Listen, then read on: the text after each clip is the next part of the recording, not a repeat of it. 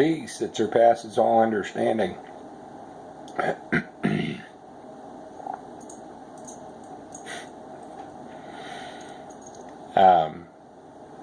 Something that's becoming abundantly clear to me is that I can't speak for other parts of the world, but there's a lot of stuff that is shut down, man. A lot of people are unemployed. A lot of people are losing their businesses. If they're self-employed, they're losing their livelihood. And while there has been an initial stipend given, it's based on the family size in the United States. I don't know if other countries have done anything similar to that, but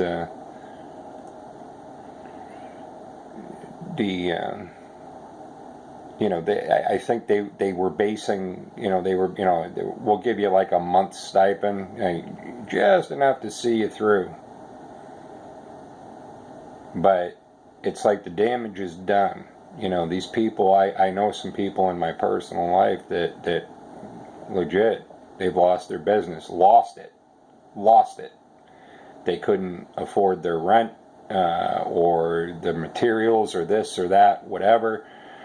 And they were right down to, what am I going to, priorities, man,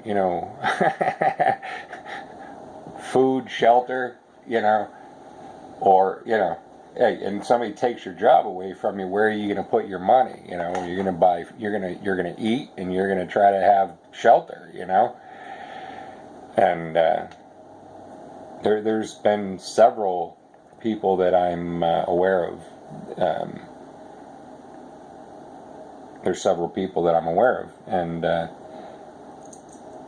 now I've been in similar situations, almost identical, where I recall looking back when I was in my teens, straight up homeless, straight up homeless. I was living behind a lounge, a nightclub called the Red Fez in Chicopee, Massachusetts. And if not for my friend's mother offering me a place to stay, I'm not sure what would have happened. But the only condition to that offering that she made to have a place to live was that I would need to support myself. And I did so. But I had shelter. And I had meals to share in, and if not for her kindness, if not for her benevolence, if not for her understanding, things might have been very different for me. And there's a lot of people right now who are in fear of losing, their basics,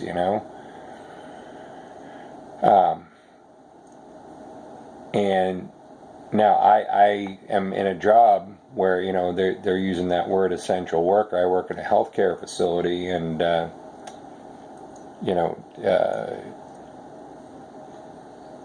I'm grateful because I know what it feels like to be unemployed, or to be wondering, or literally, quite literally, to have $5, $10, $25 in my pocket, and that's it.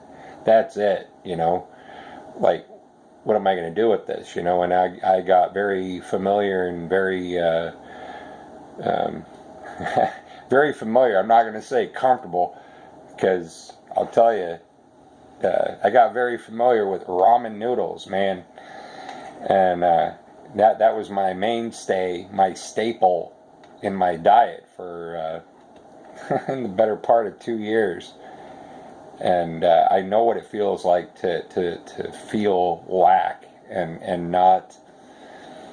But I also know from that period of time and through other points in my life what it felt like going back to my teen years, where my best friend's mother gave me a place to live.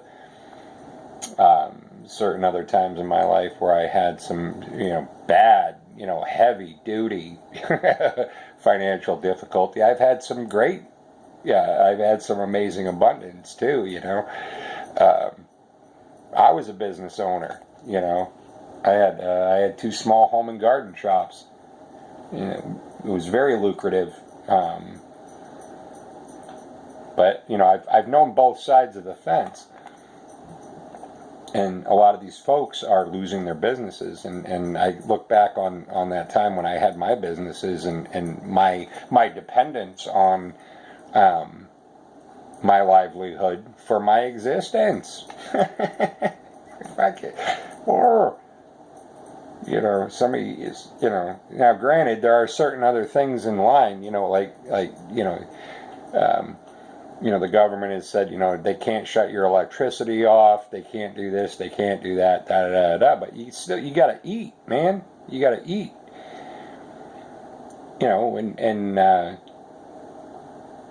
These people who, and it doesn't have to be somebody I mean, it can be the guy standing on the corner of the street, with a sign in his hand. I've always had a hard time driving by somebody that's clearly in need. I've also taken shit from people. What are you giving a homeless person money for? They're going to just spend it on drugs. They're missing the point. They're missing the point. It is not what I'm doing is I'm sharing. What they do with it, it's my hope that they're going to do something positive and productive with it, but that's their karma. That's their karma. My heart, my intention, my motive is to help support. And there's even people out that I work with, that were otherwise, let's just say they were part-time, and we've had to cut our hours at work, and there are constantly like collections going on around at work for this person or that person or this person who's lost their livelihood because the economy is doing what it's doing.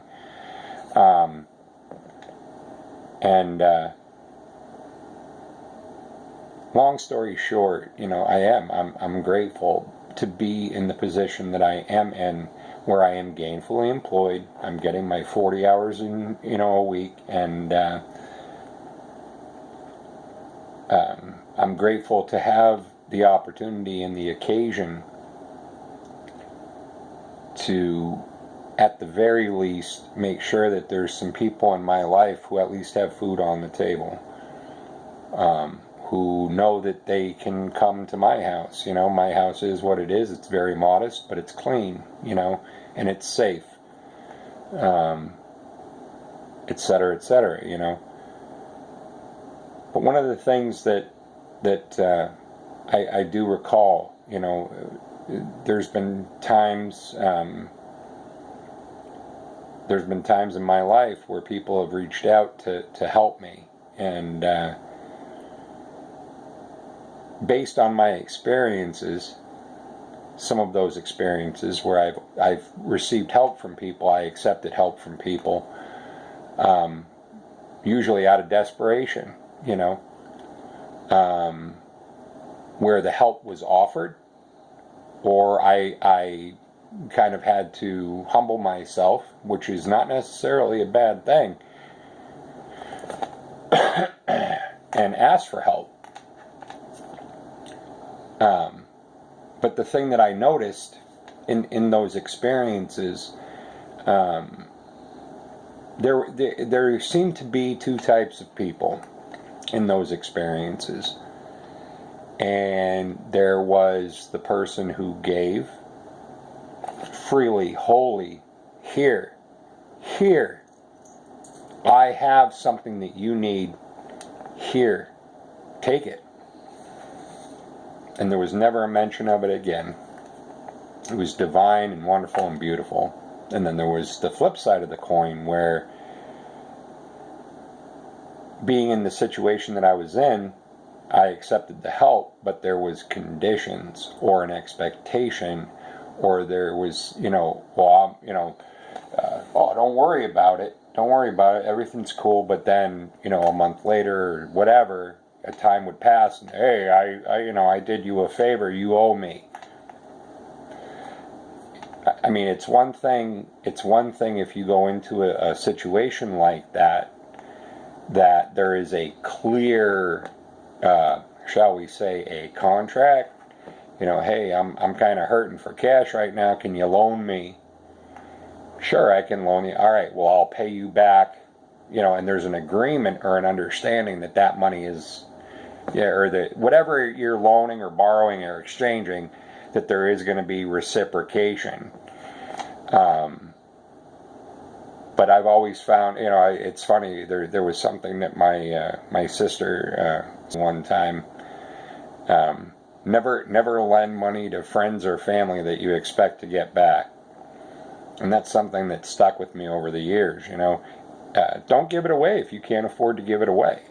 You know, even if there is an agreement, you might not get it back. So, you know, take that into consideration.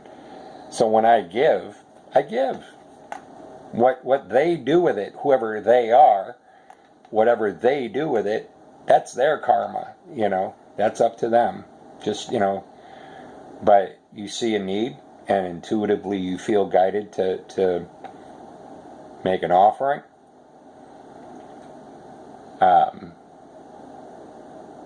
I try to live within my own integrity, and when I have an opportunity or an opportunity presents itself, and I don't follow my integrity, then there's an issue, you know, and I'll usually very rapidly see the consequence. The consequence will show up. You know, you should have done that, you know. But this is a bit of a ramble, you know. For those of you who might be out of work, I'm not. I have a modest life. I do what I can. But if you need help, contact me. I'll do what I can, you know. The prospect of somebody going to bed hungry is not, I can't abide in that. I know what that feels like. I know what that feels like, and it's a harsh place to live. You know, I'm not you know, I'm also not trying to tempt fate or tempt the fates by offering someone an out. For, you know, I mean, there's been times when I've done some pretty stupid stuff with my money, and there was consequences. You know, but this is a unique experience that a lot of us are finding ourselves in, and I wouldn't want to interfere with somebody's karma. I mean, if the universe is trying to teach them a lesson, and there's a learning that they need to experience, and a financial or in a supportive way, the universe is showing them something. I'm not looking to step in the way of the universe, you know. But in the same breath, I also know what it's like to be in a stuck situation, not knowing where my next meal is coming from, and you know, so many people over the course of my life, and it wasn't just money. It was a supportive word, a hand on the shoulder. It was eye contact. It was listening. Sometimes it was money. Sometimes it was a meal. Sometimes it was a favor or a visit. You know. And I look back on all those experiences where somebody was kind and compassionate and benevolent toward me, and for the privilege of those experiences. The honor of those experiences. It's an honor to be in a position now where I can maybe pay it forward a little bit, you know. It's a good day, you know. My heart is full, you know. It's you know. My heart is full, and and I don't mean just today. In general, my heart is full, and it's a place that I never thought existed. I've had some good days over my life, you know, and some good periods of time over my life, but I'm telling you, this had an experience in November of 2018, and you know, call it what you will, but the universe smacked me across the forehead with a 2x4, and ever since I've been seeing things a little bit different, a little bit deeper, a little bit more insightful, shall we say, and just really nice to be here, you know. It ain't easy, but this is the way. So with that being said, whoever you are, wherever you are, you know, you're worth it. You're worthy of help. If you need help, ask. If somebody offers you help, listen to your intuition, you know. If it feels sketchy, it probably is. But I offer you a peace that surpasses all understanding. I quite enjoy all this quiet time. I've been self-isolating probably for 20 years, 25 years. I was self-isolating when I was a kid. So when they said everybody stay at home, I was like, woohoo! Anyway, I'm gonna shut up. But you are worth it, and it's an honor to be in a position where I can live within my integrity. I can serve the purpose of my life. You know, I work with a lot of I work with and have worked. You know, and this is kind of one of those mean things. But it's true, man. It's true. You know, I've worked with a lot of, I've done a lot of hospice work and end-of-life care. And I've been around a lot of people as they were dying in that process. And, you know, we all may have heard this one before, but not one of those people ever said, I wish I worked more or I wish I saved more. It was about loving experiences. Those were the things that they wish they had done more of, that they had given more, they had shared more, they had offered more, they had lived more. And it was about relationships. I don't want to, I've seen enough of those where I'm like, that's where I want to be. You know, when the day comes, I want to sit there and I want to, you know, maybe be surrounded by family or friends or loved ones or strangers, you know, and I want to feel like maybe I woke up just in time. Love you guys. Peace that surpasses all understanding. Have a wonderful evening. And I'm out.